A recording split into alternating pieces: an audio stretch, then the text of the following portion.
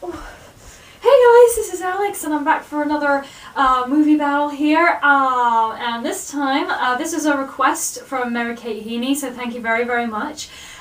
She wanted me to he or she wanted to do another Disney movie. So, and because Beauty and the Beast won last time, I am dressed as Belle, or as best as I can, just whatever. She asked me to do Snow White and Sleeping Beauty, and I thought to myself, that's interesting, because those films are great, but they certainly have a lot of problems, but I enjoy them, and I thought, yeah, the more I looked at it, this might be a little bit fun, so I'm gonna do it. So I hope you enjoy. So here we go. Snow White and the Seven Dwarfs versus Sleeping Beauty.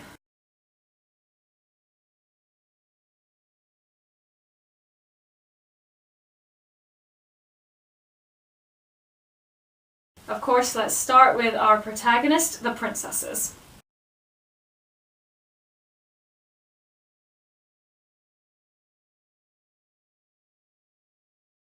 Okay, so you would think this would be kind of hard, considering that Snow White and Aurora are bland, let's just say. Yeah, it was a different time, and earlier, well, except for a lot of people, they class Cinderella as bland, but as I said in my Cinderella review, go ahead and check that out. She's not. Okay, she's not the best written character, but Aurora and Snow White are definitely the weakest princesses when you really look at it. I mean, if they're your favorite princesses, great. That's great. But yeah, compared to others, yeah. But at the same time, I give them a bit of the doubt. It was earlier times back then. I mean, Snow White came out in the 30s, and Aurora came out in, the 50s, I think. Yeah, late 50s. So, yeah. So I was thinking this was going to be hard but then actually the decision was quite easy, because it really depends on which character you follow throughout.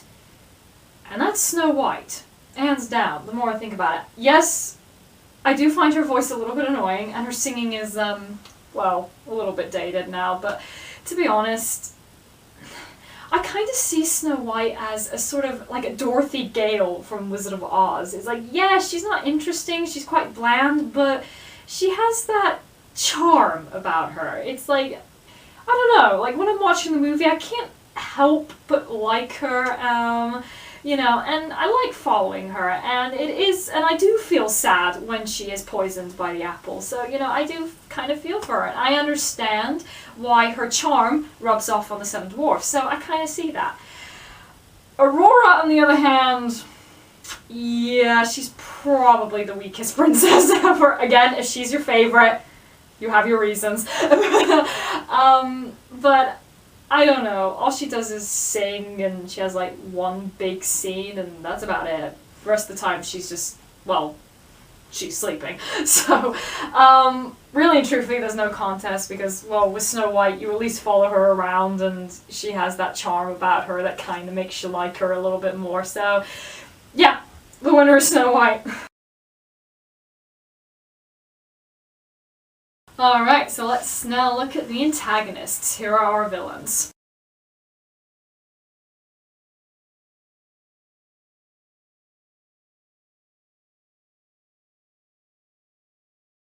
Okay, so what's good about Snow White and Sleeping Beauty is that both have very, very memorable villains, but they're more memorable in very different ways. The Evil Queen, for example, I think the most memorable thing about her is just the design and, of course, the transformation. Yeah, that scene shocked me as a kid, I'm not gonna lie. But I think, yeah, aside from that, she's just, as a villain, I mean, yeah, she's got a motivation and everything, but at the same time, she's not as interesting.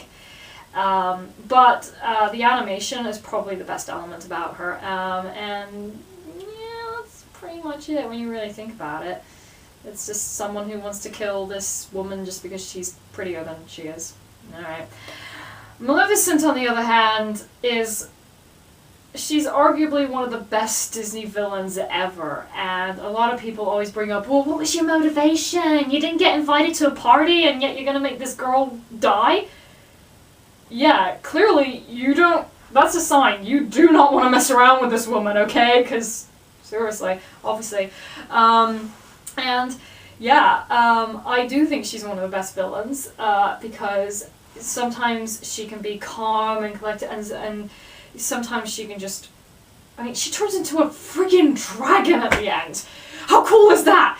It's hard to explain, but she's just everything that you want in a villain. She's despicable, she can be loud, she can be quiet, she you know, sometimes she can manipulate people, sometimes she can just, you know, shoot, whatever. It's amazing. As far as the Maleficent live action movie, I really hate that movie. Again, one of the things I hate about it is that they made her good, and that is not the point. We love her because she's pure evil. It's kind of like, we love to hate her. So, really and truthfully, by sticking to the original Sleeping Beauty movie, we're gonna go with Maleficent as the better villain. There you go.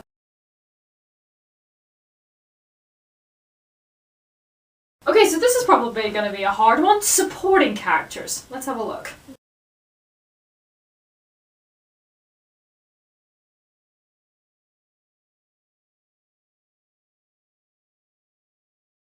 Okay, so the reason why I say this is probably the hardest one is because, honestly, the side characters in these movies kind of save the picture in some way. They're the things that we remember. In fact, yeah, that's common in a lot of Disney movies. However, as time would go on, we remember the main characters a lot more as well. But the side characters are really the most memorable thing and the most entertaining thing. So with Snow White, excuse me, with Snow White we've got the Seven Dwarfs. And of course, you know, they're probably, I love them, they're great. I like that they have the names that are their personalities. They're very distinct in their designs and just their personalities because, yeah, because their names are, they're a lot of fun and, you know, I love them. Sleeping Beauty, we've got the Three Fairies, and one of the things that I love about the Three Fairies is just them arguing with each other. It's so fun, and them trying to tackle things without magic. I mean, that's hilarious. Again, the live-action version, real slap in the face to these characters, so yeah. But no, the Three Fairies in the original Sleeping Beauty, they are amazing. I absolutely love them. They were probably some of my favorite characters growing up in the Disney universe. And that's one of the things that I like is that they devise a plan to raise Aurora themselves, and yet they have nothing to do with that. So clearly they're very supportive to the king and the queen, and that's something. However, again this is quite hard. I suppose it. Oh, this is really hard, guys. I'm trying to think. I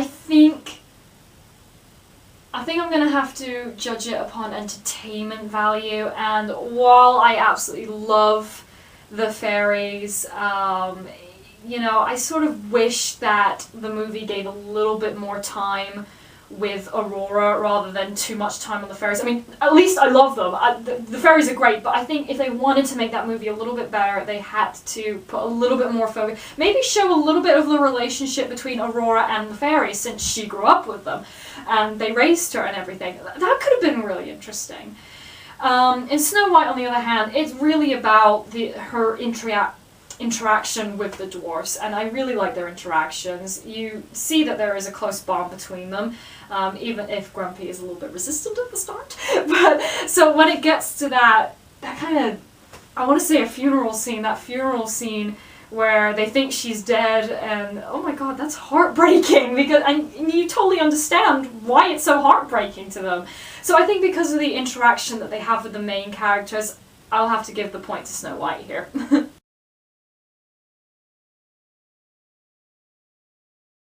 Okay, another hard decision, imagery. Let's have a look.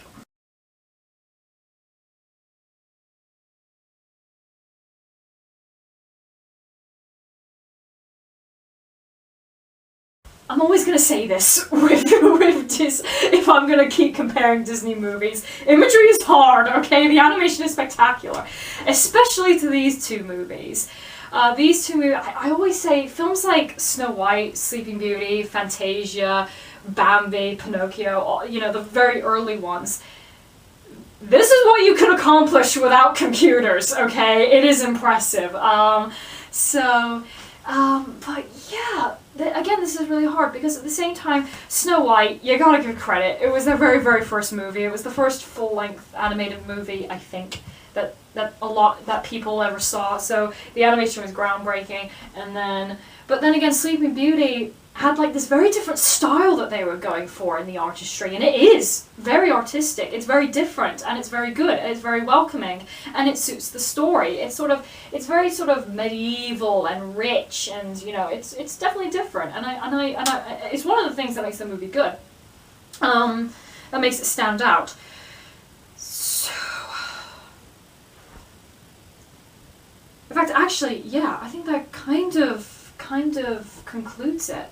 Because the animation in Sleeping Beauty really makes the movie kind of pop in some ways. It's sort of like, yeah, even though the characters are not as developed as nowadays in animation, you gotta admit the animation is absolutely beautiful. And it's probably one of the things a lot of people remember.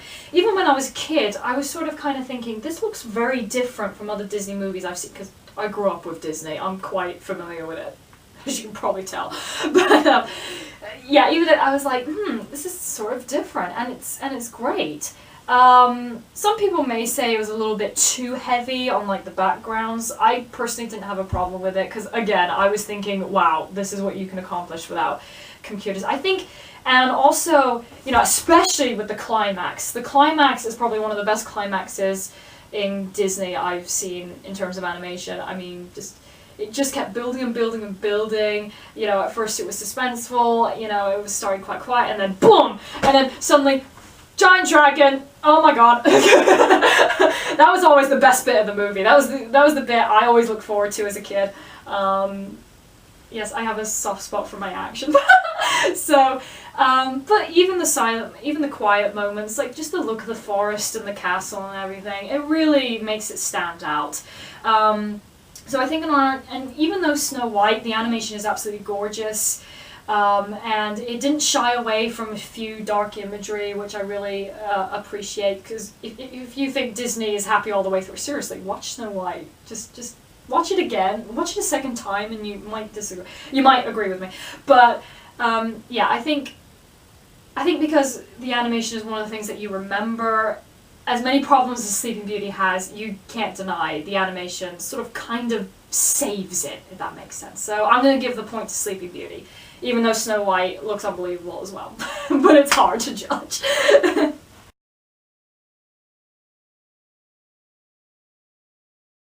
Okay, so finally, let's see which story is better. Let's take a look.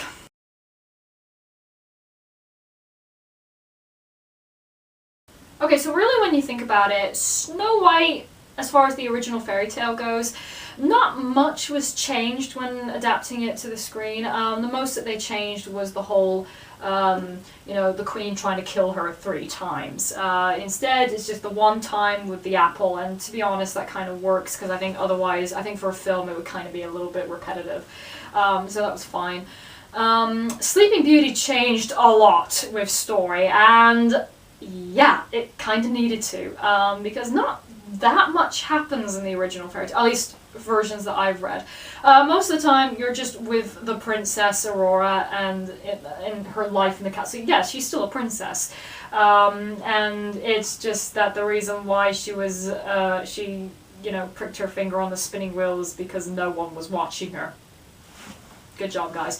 So, but I think the way they updated the story for the Disney movie, the fact that the fairies, again, instead of raising her in the castle, they put her in hiding to make sure that she's absolutely safe.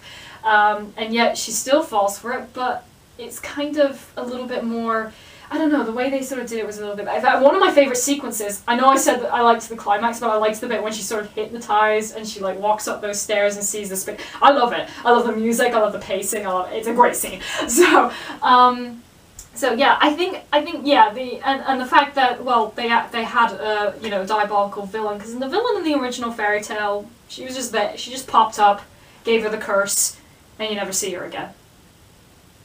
Talk about random. So so I think as far as updating a fairy tale go, I think they probably did better.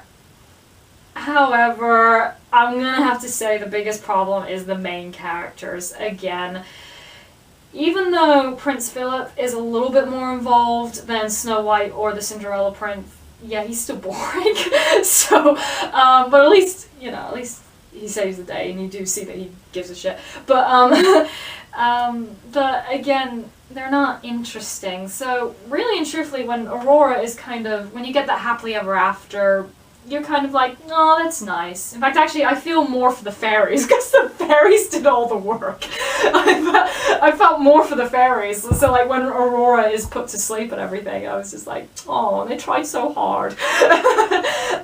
But really, you should kind of want her to get back away.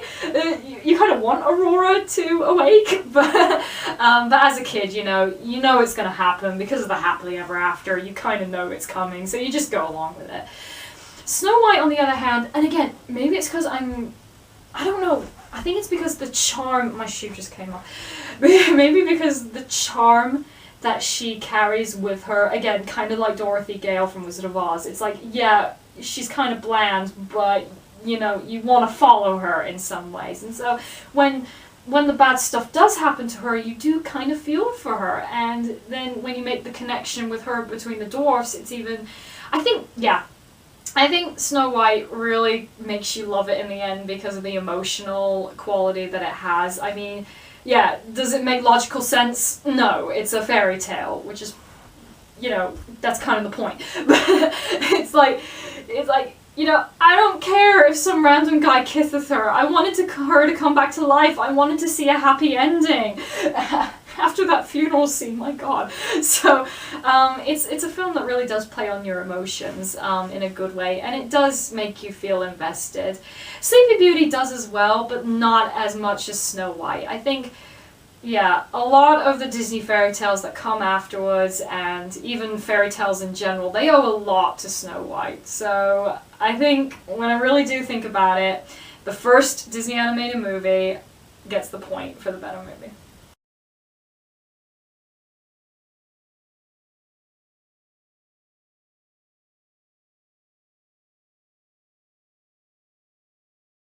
Alright, so thank you very much for joining me, and I'm sorry for all those Sleeping Beauty fans, but honestly, the film is, I still love the film, it's got a few problems, but both films do. I love both of them, you know, probably because of, you know, I loved them growing up as a child, and if you want me to do any more Disney movies, that'd be great. Until the next time, guys, bye!